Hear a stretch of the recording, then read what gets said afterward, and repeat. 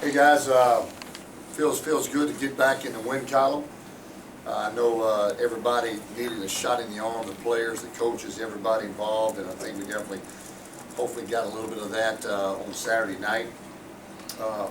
Challenged our football team to continue improving, and our whole theme all week long was we did not care who we were playing, regardless of who it was. We wanted to improve ourselves and worry more about ourselves than our opponent. And that's playing with great fundamentals, that's playing with great tempo, that's playing very sound and doing things like taking care of the football and tackling better, special teams better, all those things. And I thought we definitely took a step in the right direction. Definitely after watching the film, you can still see we've got a lot of areas that we still have a lot of improvement to improve on. But I thought we did take a nice step forward. Had some guys I thought had some really good performances, but we had a lot of guys. Was able to play a lot of players, and I thought that was a huge plus. Hopefully that'll pay off later in the season if we need some guys. So a lot of guys got quality snaps, and hopefully that'll pay off too. But a lot of guys showed up on both sides of the ball, and I was glad we could get that one underneath our belt. I thought we had a great crowd. I thought that our fan base did an exceptional job showing up, being loud, being vocal. I really thought it was a great environment, and we keep building on that now. It's going to be something really special. So, any questions? Can you kind of measure progress of the O-line from week 1 to now? Well, to me, what I'm excited about probably more than anything is all five are still healthy. Progress, I would think, obviously we're making progress. I think our tackles, the more they get to play, the better they're going to be. You know, we didn't ask them to pass block very much the other night, so you know that's still something they'll continue to improve upon. But we kept the game plan simple, and that probably helped them other night. And I think just the more they play, the more they're going to develop. But anytime you rush 465 yards, that's hard to do versus the scout team. So I got to give them guys credit. Coach, let me I think I know the answer, but just to get it out, because people are still talking, and they're saying, we ran the score up against Nicholls State. It was unfair to them, and la. Your answer to the 70 points. Well, you know, as a coach, you know, I've been on the other side. Every coach has, and this game will humble you pretty quick. And so, you know, that's never something that I want to do as a coach, is try to run the score up. Because I've been there, I know how it feels, I know how you players feel when the game is over, and that's not a good feeling. I wouldn't wish that on my son or anybody else. We did substitute the whole second half. We let everybody in the game, even our scout guys, get to play. It's just hard to tell a third teamer when he gets in the game, he gets this one chance to get on the field to take a knee and not try hard. You know, he wants to give a great effort too. And you know, we came out really clicking on all cylinders. They probably didn't help themselves, you know, a lot. The game would have been way more manageable if they hadn't had the 5 turnovers.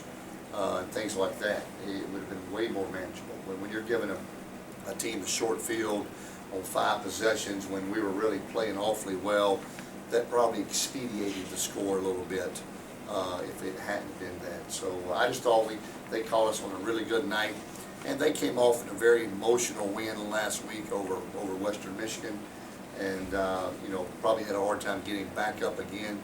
But I still think they're a very well coached football team.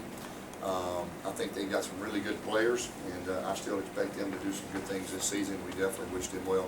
I thought their coach, the coach does a really nice job, and they play with a lot of class. Coach, you focused last week. You said you wanted to come to this game and work on some things, execution, technique-wise.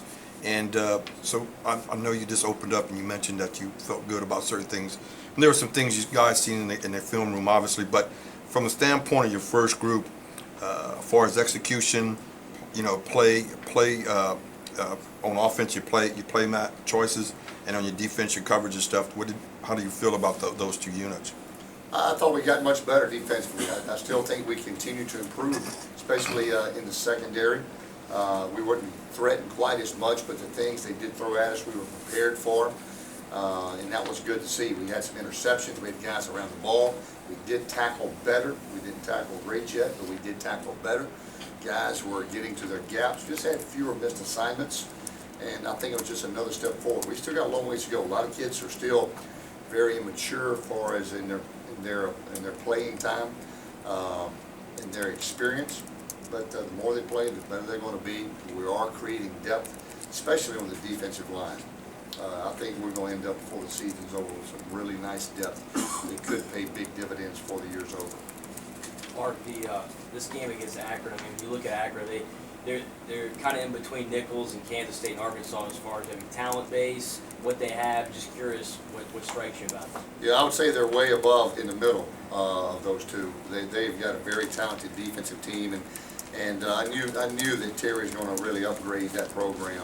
He's a really, I think, outstanding recruiter, and they took their lumps last year probably on purpose because they went out and got some transfers that had to sit out this year or sit out last year. They're now eligible. Their team is completely different. You look at their defensive line, their front is as active as a defensive line that I have seen. I think they're very well coached. They'll be very well prepared, and I just think obviously Coach Bowden and his staff do a great job. Obviously, there's some UNA ties there. How do you approach this weekend with that? Well, you know, there are some ties, and I've got some really close friends there. And, you know, their offensive coordinator, A.J. Milwee, was my quarterback at North Alabama. He's one of the best that I've ever coached. And Alan Arrington was my offensive line coach and offensive coordinator, and just did an exceptional job. So I know the type of jobs they're going to do. I know they think they know me a little bit too. So we've changed all our signals this week because obviously they would probably be a little familiar with those. So we've had to change all our signals and do things a little bit different just to thwart a little bit of that they may be trying to pick up some things. But I know they'll be well prepared because they're a really good coaching staff. How much interaction did you have with Bowden in the transition? Any at all, or? Not really. You know, you saw him coming and going a little bit there, just, you know, and we've gotten to know each other a little bit. I really respect Coach Bowden. He came in North Alabama and just obviously continued to roll there, and their teams really performed at a very high level. He is all, you know, known for obviously for always doing a great job. He had an undefeated season at Auburn, and he's just I think is really trying to get that program back where they want it, probably pretty quick, because he is an outstanding recruiter. And you can see a lot of the transfers now. You know, he's got a couple of Florida State connections, as you might imagine, and they got a couple of those guys on the team too. So they're going to be very, very well prepared. Coach, can you comment on Hack and Landor as you look at your backup quarterbacks? Yeah, you know what? I asked Coach Johnson the same thing today or yesterday on Sunday when we went through our staff meeting, and we go down the line and we talked about everybody's performance. I said, how did Shea and Brooks perform? He said, well, they handed the ball off exceptionally well. And so, you know, we didn't get a chance to see much else, but Brooks did take a couple of throws that are built into the run game. And so those were handoffs where you can throw the bubble or handoff. And being the quarterback that he is, imagine that. He opted on throwing it rather than handing the ball off. So imagine that. But I thought they performed well. I thought they managed the game while they were in there and did a nice job. Any other questions for Coach? What's the most extra points you've ever had a kicker kick? That was it. That was it. Yeah, that was it. And Rocky did a great job. You know, to hit 10 in a row, you know, that's a little harder said than done. You know, and that's perfect. 10 perfect snaps, 10 perfect holds, 10 perfect kicks, 10 perfect protections. And there's times in practice that you go 10 in a row, and every once in a while you have some type of mess up. So I thought he did a great job of coming out focused every time, and proud that he could set a record there at Cajun Field. All right, guys, thanks a lot. Thank you, Coach. That concludes today's media luncheon.